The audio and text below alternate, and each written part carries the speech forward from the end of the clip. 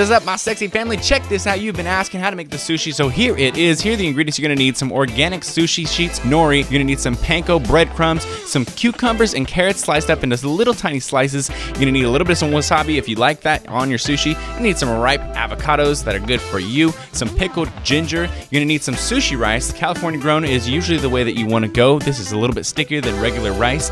And you're gonna need some unagi sauce if you wanna top it the way we do, and it's delicious. Now, believe it or not, all that last scene was shot on a DJI Mavic Pro. Why? Because I freaking wanted to. Now let's get into it. The first thing you're gonna wanna do is you're gonna wanna saute these carrots and cucumber slices with a little bit of some soy sauce. You can throw some water in there to steam it if you wanna cook it a little faster. Just a little soy sauce to get it a little seasoned. And about 5-10 minutes after this is on the frying pan, these are ready to put into the sushi. Moving on to the next part of this preparation, we are gonna grab our ripe avocados and we are just gonna put our knife in there until we hit the seed, and then we're just gonna spin the avocado vertically until we have 2 halves. Look at the heavenly blessed beauty that this avocado is, ripe and perfect for the sushi. This is gonna be freaking good.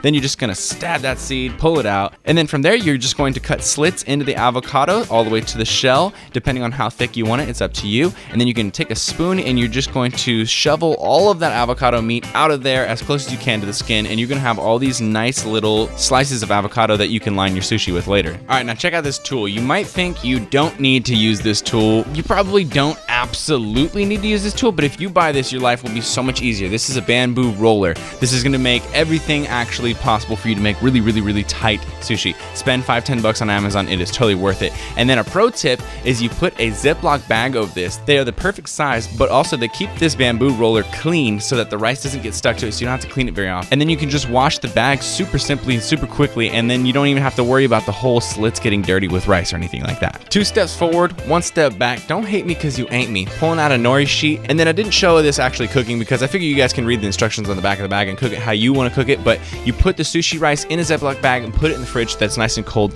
Then it's gonna get nice and sticky and gummy. You're gonna pull out a handful and then just try to spread that as evenly across the nori as possible, and then kind of press it into the nori until you've filled all the spaces from top to bottom of the sheet. Once all the rice is set in the right position, then you just want to push down with your fingers, kind of making all the rice stick together and congeal. Then you're just gonna flip this sheet over because we're actually doing non-traditional Japanese sushi. We are doing inside out sushi. Now that we have the nori and the rice prepped, we're just gonna line the inside with our fillings. So we're gonna use our avocado slices, and you can use as many as you want. You can make it really thick, or you can use a little bit less, whatever you want to do. Then we're gonna take some of our cooked cucumber and carrot slices, put those on there as well, and you can also be super creative with these fillings. If you want to put some mushrooms in there, or if you want to put some lettuce or maybe some tofu, really just be experimental, and you can try anything because it will all work inside of a sushi roll. All right, here's the part that scares everyone away from doing sushi: rolling the actual sushi. So if you've rolled a burrito or if you've rolled something else, then it's pretty much the same thing. You're just gonna flip it over, then you're gonna use your fingertips to pull the seaweed down across the other seaweed piece, but do it quickly because it will catch and be kind of difficult. And you're just gonna try to pack it as tightly as you can at the bottom there. Then when all your 4 fingers are pulling down the filling, use your thumbs to roll it over and use that sticky rice to start the adhesive of the roll,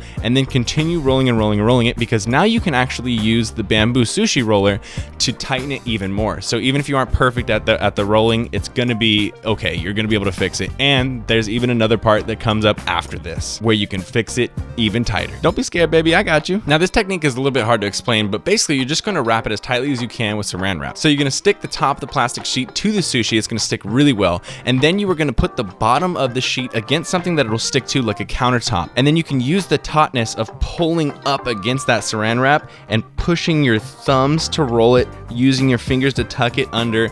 It's kind of hard to explain, but you just get it tight as you possibly can. This helps eliminate any errors of the actual rolling process earlier. Now, depending on when you're gonna eat this, if you're gonna have it right after you finish rolling, then just throw them right into the freezer so that they can start getting really cold while you're finishing rolling the rest of them. But if you're gonna wait for later, just throw them in the fridge and they'll be ready for you whenever you want them.